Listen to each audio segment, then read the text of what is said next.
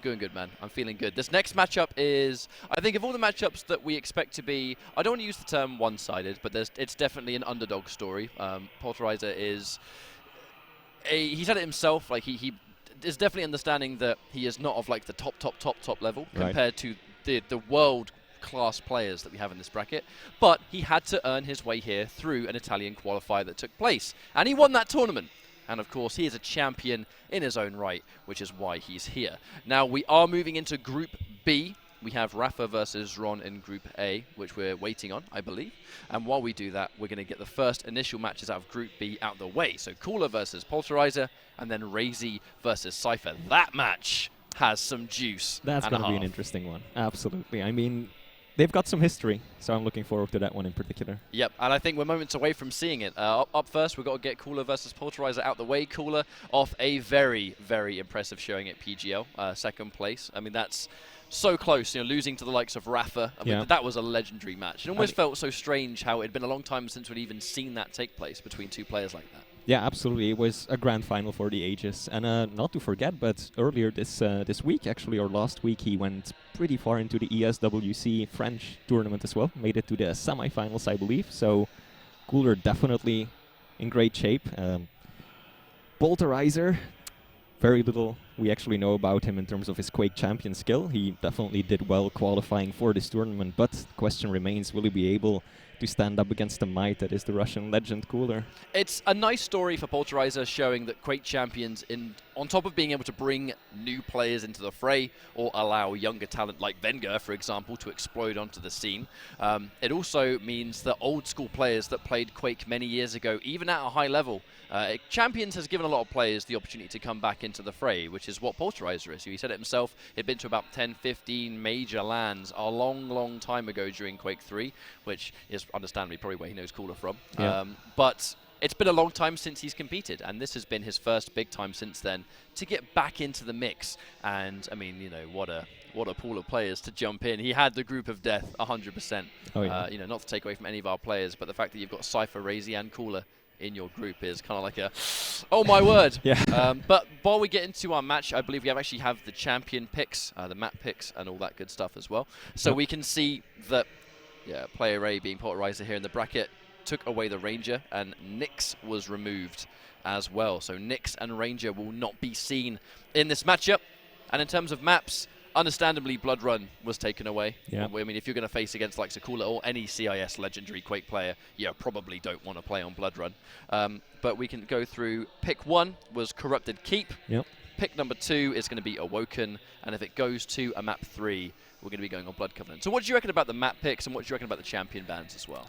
Well, I mean, Ranger being banned, I think that many people would find quite surprising, but when it comes to Cooler, he's just so good with that champion. He knows so many angles, and you can exploit that orb for one, the damage, and also to get some amazing mobility out of it in so many situations. So I think it's definitely not a bad ban against a player like Cooler, because he's just so proficient with that Ranger. It becomes more interesting because, understandably, Nyx has been taken away as well. She's a very, very popular champion to remove in the current meta. I actually remember, during the 2v2 days, where you would never see her because she didn't quite fit the glove of 2v2, but always had a place in Duel. So during the days when no one was playing Duel and it was entirely 2v2, you just didn't see her anymore. But then the second we start doing Duel tournaments, she comes right back in. There she is. I mean, that Ghost Walk is so powerful. You can get away from so many situations, and if you use it aggressively, you can completely catch your opponent by surprise. So I think it's also a safe ban from Cooler. It almost reminds me a little bit of like a quick mini history lesson of Cooler was, one of the original Nyxes. During Quake World Championship, the first time we ever really got to lay our eyes on what competitive Quake champions looked like, Cooler was right in there, and he was using Nyx the entire time. And it was because he sort of innovated that style of going for the traps, springing those traps. And actually, the picks have already come through. Death Knight, I see BJ, and these are the picks that you kind of expect here on Corrupted Keep, map number 1. I feel like Corrupted Keep does an amazing job of being untraditional to Quake champions. The lack of a railgun makes a big difference. Yeah. Champion abilities are extremely prominent on Corrupted Keep. So, to be honest, of all the maps I think Polterizer might have a chance on, I'd say this gives him a pretty good shot. Definitely. I mean, it is one of those unconventional maps. You said it yourself, there is no railgun here. That can definitely hamper certain players who use that weapon so much and so effectively. So definitely this is one of those maps where if he can get a lead, if he can get some momentum going, he can get into control and he can stay with it too. Right, well, I've just been informed we're getting into game. It's going to be Cooler versus polterizer. Definitely a David and Goliath story, but if polterizer can put on this win, it's going to be wonderful things for him. And Cooler in with the Death Knight. He really has been one of the premier Death Knight players here in the Quake Champions scene. And I'm really nervous, actually, for polterizer. He's gone BJ first. It's going to be a nice way to sort of counteract if a Flame Strike goes amiss, but Cooler absolutely a surgeon with that Flame Strike. Cooler definitely immediately slowing down the game a little bit. He's looking for those traps. That's, of course, one of Death Knight's many strengths. Here we go. We're getting a first engagement, and the Flames hurt so much. 12 HP left for Cooler. Close engagement, but he will come out alive and get himself a heavy and quite a few health levels to pick up as well. There was a lot of confidence in that first fight. You know, the fact that he sort of really waited for the rockets to juggle polterizer, landing on the floor, setting up for another rocket into max damage. Many players in that situation would have tried to hastily maybe go for a mid-air or something, but if he missed a single one, that dual wield was going to melt him away. And that's the patented patience from Cooler that we all know and love. Yeah. Mega health just taken by polterizer, but Cooler has the better positioning and the better setup for heavy, and he will start blocking off that exit route, and here he goes. He's just gonna not quite give it up all the way, but he does have to evacuate the area. Can't quite take this fight with this little HP, but that rocket might swing things around, and here we go. There comes the LG, and 2 frags to 0 for Cooler in a minute and a half. Yep, it's just Cooler having unrivaled accuracy right here, and just defensive rocket after defensive rocket. He's getting wonderful reads on polterizer. Polterizer, unfortunately, just falling victim to every single bit of it. It's very unlikely he's going to lose this round. Tries to go for a little bit of a rocket jump to get some quicker angles, but polterizer, I fear, is on borrowed time at this point. I don't know if he's going to survive this exchange. He's so weak. Flame Strike's back. No Flame Strike even needed. Cooler dominantly seizes round number 1. Shaky LG a little bit at the end right there, but definitely polterizer on such low HP that it didn't really matter. I think that's a very convincing first round. I think that's something that many people were expecting. Cooler pretty dominant so far. It was just a lot of patience on the item as well. It was really Cooler understanding that he knew he could take, you know, heavy, for example, is what I was trying to say. He can pretty much just sort of set up shop, and he knows sooner or later polterizer will sort of peek his head around the corner. It's that kind of next level play that polterizer needs to maybe try and slow his game down a little bit. I feel like he's being a little bit too predictable for Cooler right now. Yeah, definitely. Against a player like Cooler, who's so good at reading his opponents and who can definitely pull out some unconventional plays himself, you've really got to play in an unpredictable fashion. And so far, polterizer hasn't really been doing that. And at this point, all he has going for him is a rocket launcher and that heavy armor. He's got no LG, no shotgun, nothing much to work with, making his way over to finally get himself that lightning gun. Here we go, first confrontation. The flames, that damage starts sticking up. Polterizer kind of stuck. Cooler waiting it out down below. And the flames sticking away give Cooler lots of knowledge, and polterizer finally pulls the trigger on the dual wield, but it was just way too late for it to be significant at all. And that was so perfectly executed by Cooler. It was in, out, Flame Strike, damage over time, get the data of where he is, because you can of course see the damage numbers, and then finish the job before he even has a chance to dual wield. It was just well played. Yeah, beautiful play by Cooler. At this point, polterizer does get himself a heavy and a rocket, so he's looking pretty solid so far, barely dodging that one coming straight for his face. That's a good opening rocket. This is a nice opportunity for polterizer. He has his Flame Strike ready. Both players do. Slight amount of damage connecting. He can push in right now. Cooler is low, and Cooler does have to get out of the area as soon as quickly. Mega will be up for polterizer.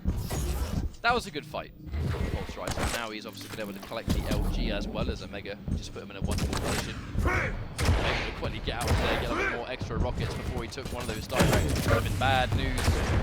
Cooler definitely knows when to be aggressive, when need be, especially if you get one of those big money rockets.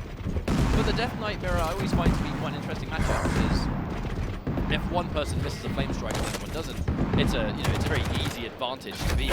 Oh yeah. But Cooler's accuracy on Flame Strike is some of the absolute best in the business. Definitely true, and here we go. We might get another engagement. Polterizer doing some damage, pushing Cooler out of the room.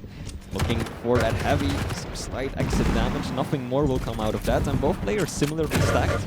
With a very small delay between the two major items, that's going to make it difficult for one of them to establish control right away. But Cooler has got the better positioning. Polterizer down below. In come the rocket, in come the flames, and the damage is obscene. Cooler, second frag of the second round.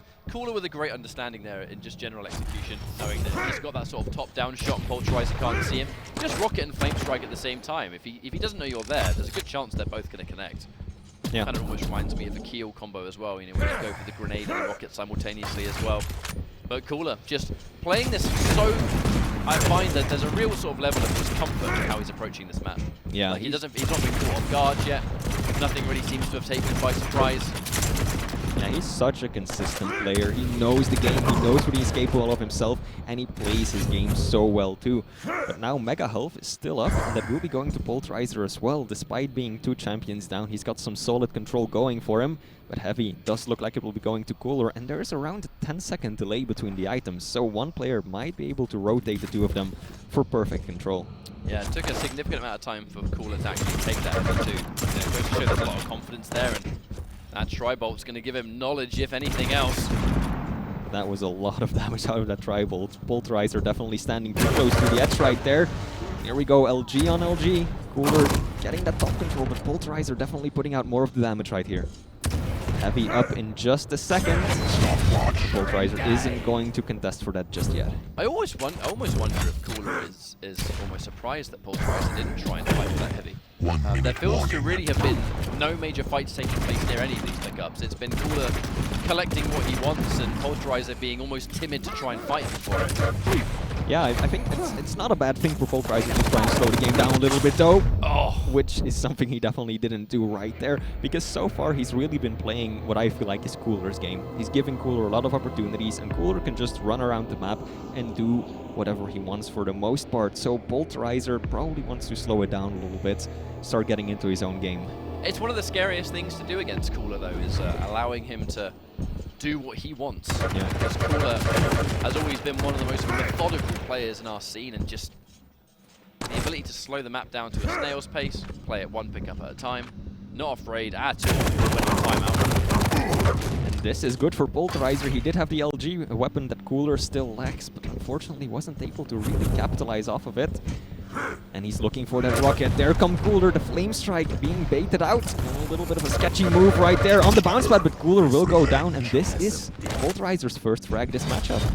It's a very important frag for him to land, because he was just getting steamrolled before that point, so stopping the bleeding by even a smidgen at this point is going to be desperate, but not a bad reward either, getting a frag on Cooler and the Heavy, so Polterizer's been able to sort of undo the damage that he took in that exchange.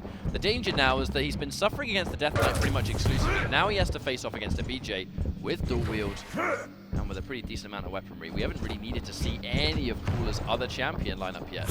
Yeah, this completely changes the game for Polterizer. He has to adopt a different mindset going into the next few fights. Cooler getting himself the Mega Health, and unfortunately Polterizer wasn't able to really do much with the control he gained after that first frag, since Cooler is looking healthy and is even making a move on that next Heavy that will be up in around 15 seconds or so. Still not a big spread between the major items. Polterizer has a lot of equipment to really try and challenge this, but the question is going to be, does he fight for Heavy, or does he try and take the trade-off and get Mega instead? With only 2 seconds separating them, you can pretty much take a trade here. There's no way he can reach you in 2 seconds, not as Death Knight. Or sorry, BJ, I guess is the right call. I'm so used to seeing Cooler play as Death Knight, my brain automatically goes that way. Yeah. Ooh, wonderful ambush. He needs to finish it though. Unfortunately, what could have been a little bit more damage, and just Cooler not afraid to press the advantage.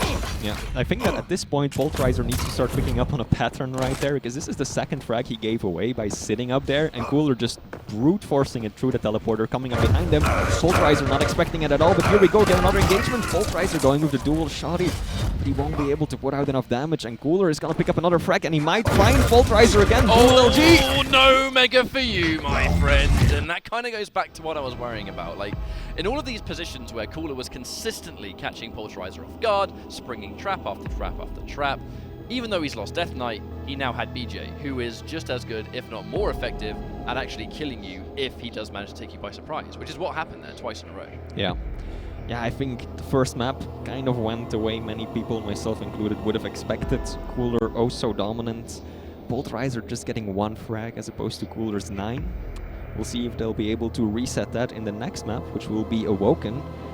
It's also worth pointing out that this was actually Polterizer's map pick. That's gonna be a difficult mental task going into the second map, knowing that this is the map that Cooler wants to play more than any other in the game. So Polterizer's got his work cut out for him. He looks pretty unfazed. I know some players sort of carry their sort of physicality a little bit different in tournament. You know, Cooler, I think, as stone-faced as it gets when the match is live. We see him pop off when the big victory happens, but in the middle of the map itself, this guy is stone-faced. Yeah. And it's from one small map to another. You know, so this general style that Cooler has been adapting is, you know, if it's going to be effective on Corrupted Keep, it's a safe bet to assume that it's going to be effective on Awoken as well, particularly now with the inclusion of the rail. Cooler's rail is just right up there. It's not going to be his weakest weapon by any degree. Definitely not, but on the other hand, it might also be a tool for Polterizer to use. Having that railgun does allow you to do a lot of damage from a long distance. You don't have to get up close. You may be able to evade that Death Knight and his ability a bit more just by doing that consistent 90 damage over time.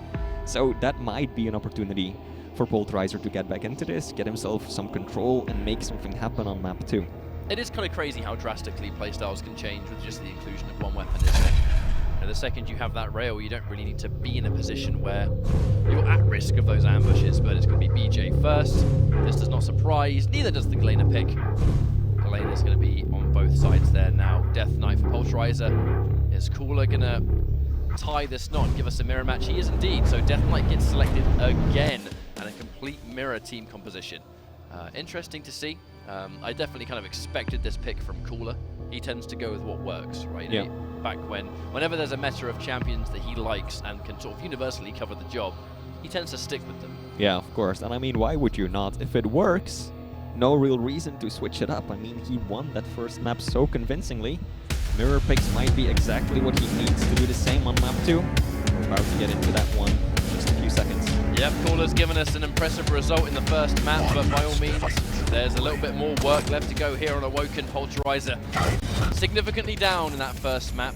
At least trying to get something going. Unfortunately, the ambush and the aggressive plays from Cooler have already come out, pulling him away, trying to even punish Polterizer for collecting the heavy so early. It can often be so tasty to try and take heavy fresh off spawn, and he tries to go for the last minute flick, but it's not enough. Yeah, unfortunately not, but still a decent amount of damage coming out of Polterizer right there. All he really had was that railgun, but we're getting another confrontation right away. Cooler can't quite find the rail angle right there. And there is a lot of a delay between the major items. There's 10 seconds between Mega and Heavy, and on a smaller map like this, you can definitely make your way over from one to the other with time to spare.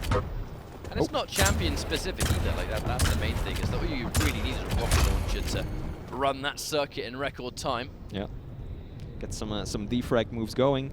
Mega is up for the time being. Cooler shaking his mouse around a little bit. Got control of that center T area, allowing him to get to Mega and then immediately make his way over to Heavy as well. And it's kind of exactly what you just said. The ability to collect both items very, very quickly means that if Polterizer is in this position where he's showing so much respect, the problem is, I always fear that he's showing too much respect. It's always Cooler surprising him. It's Cooler pressing him. And Polterizer consistently having to play catch-up with Cooler while he holds the stack and he holds the control. Yeah. It is something that you just have to get over in these situations, but it can be so daunting when you're up against a player of Cooler's caliber that you're so respectful and you know what he's capable of. And again, Cooler shows it, catching Polterizer right there down in the water. Nowhere to run, nowhere to hide. Round 1 will be going to Cooler. I think that Polterizer should try and really get over it and take the fights, trust his own skill, because so far it's been the Cooler show all the way.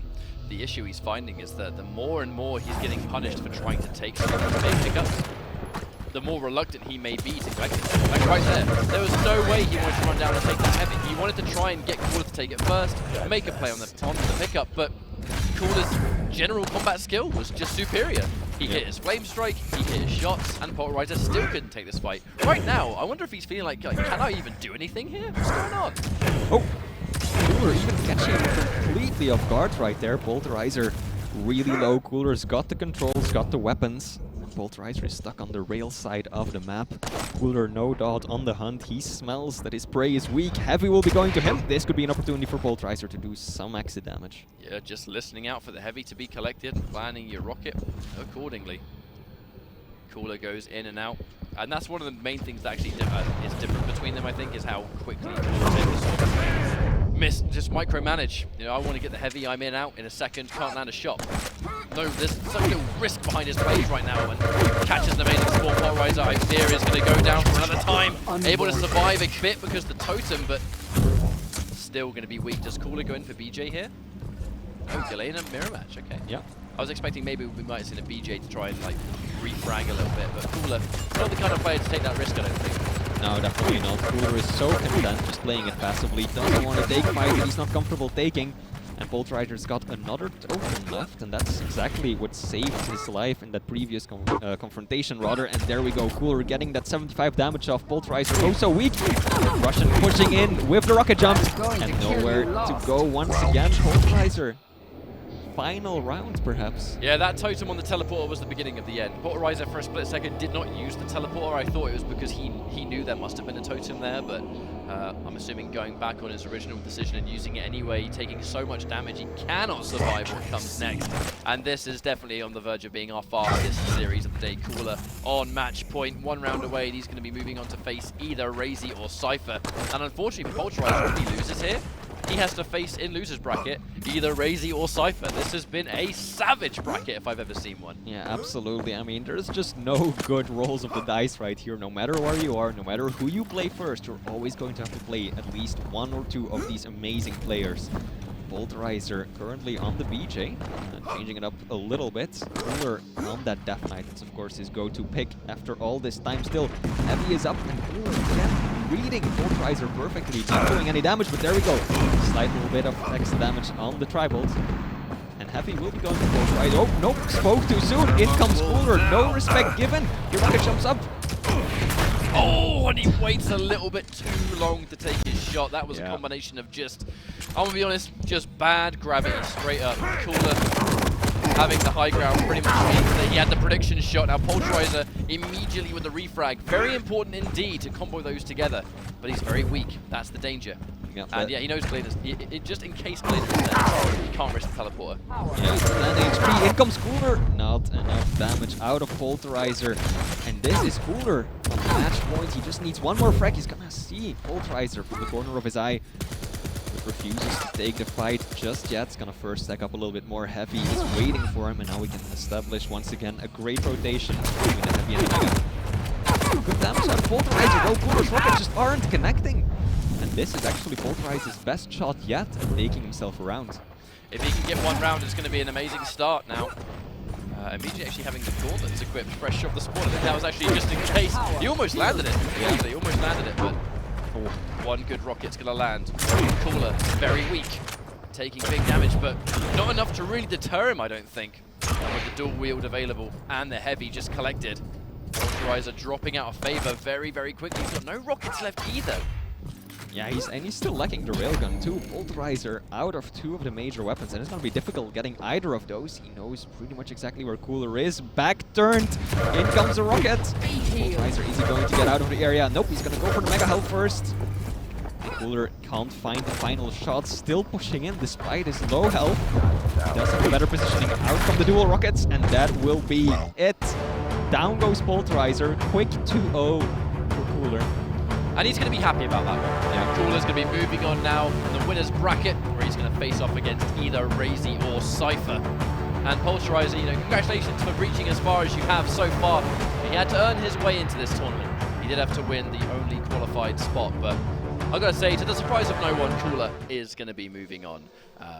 Well played from Polterizer, but it just felt like he spent the entire series chasing Cooler around, playing his game, and just falling into his hands every single step of the way. Yeah, I think he was just lacking confidence to a certain degree, and that's what happens when you're up against the legend of Cooler's caliber. You just, you feel, what can you do? And that's the kind of the trap that I think he fell into. It's just the kind of playstyle that Cooler really puts on people, and I'd love to hear more about it. We have a stage interview right now. Some would say fairly routine. Looks like he almost got a round in at the end, but to be honest, that looked quite comfortable for you. Yeah, but to be honest, I was just trying to figure out about my sounds, like movement in game and stuff like that. I was not really focusing on try-harding, you know. But I was just trying myself to get in shape by my sound and my movement around maps. Well, you're going to be facing either Cypher or Razy, who will obviously be playing next, so you'll get to watch their game as well. Do you have a gut feeling right now of which one of them you would prefer to face? I don't know.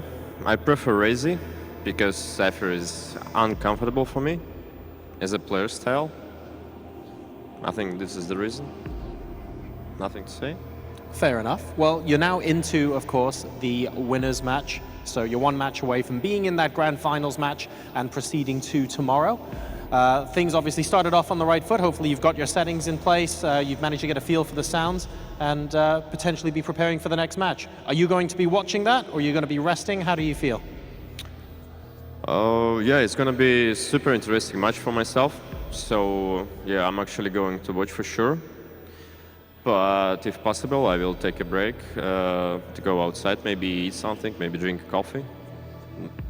This is a good place for it, so don't you worry. We've got you covered upstairs, yeah? All right, well, best of luck to you, guys. We're going to be breaking down that match at the analyst desk and then turning over the stage so that we can hop into Cypher versus Razy on stage right here next at Luca Comics and Games. Desk, back to you. I think it was very obvious that Cooler wasn't particularly worried. I think he went into that being very confident. That it was, again, not to discredit polterizer in any way, because he wouldn't be capable if he wasn't here in the first place. But this is the likes of Cooler we're talking about. If you were to tell me we might be seeing a Rafa versus Cooler rematch grand final, I wouldn't say Oh, absolutely. I wouldn't say no to that. You know what I mean? I don't think anyone would, and I think it's definitely on the books, seeing how well both Rafa and Cooler have been playing. And yeah, I mean, polterizer, he always has been the dark horse in this tournament, so shouldn't be too hard on himself going down against a player like Cooler. He tried his best and he made some good plays. Hopefully he can rest a bit, reset, and make something happen in the loser bracket game. And he himself is going to have his work cut out for him, because when you have to go against Cooler first, and then when you get sent into the losers bracket, and then you have to face the likes of either Razy or Cypher, 100% guaranteed, that is going to be pretty much one god to another. Even though I know that Cypher has had a very, very inconsistent time with Quake Champions, he is